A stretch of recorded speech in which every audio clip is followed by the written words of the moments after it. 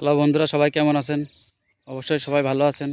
আমি কিন্তু হাঁটতে হাঁটতে চলে আসছি একটি ধানের মাঠে। এক কৃষক দাদা কিন্তু মাঠে কাজ করছে। আমি তার সঙ্গে কিন্তু একটু কিছু কথা বলবো।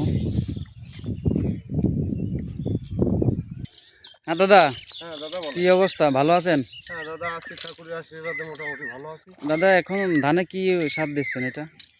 দাদা ধানে এখন কীটনাশক সহ হ্যাঁ 10টা থিওবিট সব একবারে দিয়ে দিচ্ছি। দাদা, একটু দাঁড়ায় একটু কথা বলা যাবে দাদা? হ্যাঁ দাদা বলেন। হ্যাঁ, একটু আমার দিকে একটু লক্ষ্য করে একটু কথা বলেন। বলেন হ্যাঁ দাদা, এবার একটু ভালো করে বলেন, কি কি সার এটা? তো এইটা কি তো ইউরিয়া না? দাদা, এটা হচ্ছে ইউরিয়া। হ্যাঁ। মূলত এখন হচ্ছে গিয়ে 10টা থিওবিট কীটনাশক সহ একবারে সব সার ওষুধই দিচ্ছি। এর আগে কি কি সার দেওয়া হয়েছে? এর আগে তো মনে করো যে টিএসপি পটাশ সহ অন্য অন্য সব সার ওষুধই দিয়া। এই ধানের বয়সটা কতদিন? ধানের বয়স আজ ধরো 18 থেকে 20 দিন। 18 থেকে 20 দিন বয়স হয়ে গেছে ধানটার। ধানটা তো অনেক সুন্দরই হয়েছে। ধানটা মূলত সুন্দর এখন হবে, ধান তো এতদিন সুন্দর হয়নি। না, মূলত তারপরে এত 18 দিনের বয়স ধানের তো। 18 থেকে 20 দিনই মধ্যে তো দ্বিতীয় সার লাগানোর পরে প্রথম সার হচ্ছে যে দিয়ে এই সার ওষুধটা যখন ধরবে তখন সার ধান এমনিতেই মানে গুছামুটা হবে, ধান কালা হবে, সব দিক দিয়েই বেশ মানে ঢক হয়ে উঠবে আর কি। আচ্ছা, তো আমাদের এলাকায় তো এই কিছুটা জমি দেখছি এখানে ধান লাগানো না। আসলে মূলত আমাদের তো শীতে বড় আমরা খুব কম করি। আমাদের প্রথম পর্যায়ে কিছু কিছু লোক হয়তো কিছু কিছু একটু আধটু করে লাগাইছে কেবল প্রথম পর্যায়ে। তাছাড়া মূলত আমাদের তো আর এই শীতে বড় চাষ ছিল না মূলত। হ্যাঁ। আমরা এই মোটামুটি প্রথমবারের মতন অবশ্য আমি লাগাইছি এইটুক, এই 40 শতাংশ জমি।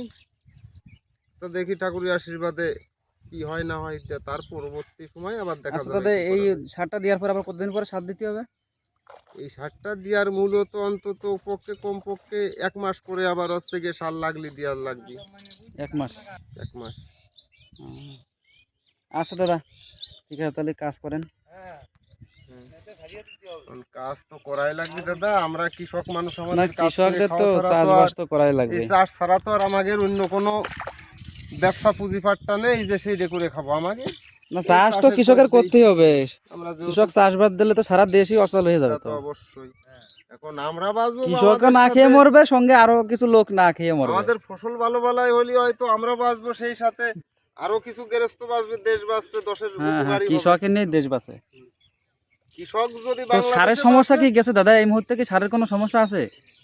এখন মূলত সারের সমস্যা সারের তো খুব একটা একটা সংকট নেই, ছিল। কিন্তু তবুও তো আমরা মানে বাজার ন্যায্য মূল্যে আমরা হচ্ছে গিয়ে সার তবুও পাচ্ছি না। এখনো সার বাজার সেই না, আমরা ন্যায্য মূল্যে এখনো পাচ্ছি না। এখনো দাম। 300-400 টাকা বস্তায় বেশি দিয়ে আমাদের মানে ক্রয় করতে হচ্ছে। ও, আচ্ছা আচ্ছা। এখন সরকার যদি আমাদের কৃষকের প্রতি লক্ষ্য করে, তাহলে হয়তো কৃষক বাঁচবে। যাই হোক, দেশে সরকার ছিল না, এখন দেখা যাচ্ছে একটা নির্বাচিত সরকার আসছে। দেখা যাক এখন কৃষকের যদি কোনো। এখন সরকার যদিও পার্লামেন্টে বসে নাই, সরকার পার্লামেন্ট গঠন করে পার্লামেন্টে বসলে হয়তো সরকার চাষির প্রতি হয়তো না, আমি আশা করি যে লক্ষ্য করবে। লক্ষ্য তো করতেই হবে। এখন দেখা বাংলাদেশ হলো যাক, কৃষি নির্ভরশীল একটা দেশ। কৃষি নির্ভরশীল দেশ। হ্যাঁ, তো সেদিকে তো সরকারের লক্ষ্য দেওয়াই উচিত। অবশ্যই হয়তো সরকার দেবে। প্রধান তো বাংলাদেশ কৃষি কৃষি। এখন সরকার দেবে, তারপরেও ধরো আসলে সরকার তো ক্যাবিনেটে বসার পরে তো তারও কিছু সময় আমাদের দেওয়া লাগবে। প্রথম পর্যায়ে বসেই তো আর সব কিছু সমাধান না, করতে তা পারবে তো না। ঠিক আছে। পর্যায়ক্রমে হয়তো সবই করবে। আচ্ছা দাদা, তা ধন্যবাদ দাদা। কাজ বন্ধ দিয়ে আমার সঙ্গে একটু কথা বলার জন্য আপনাকেও অসংখ্য ধন্যবাদ ধন্যবাদ। দাদা।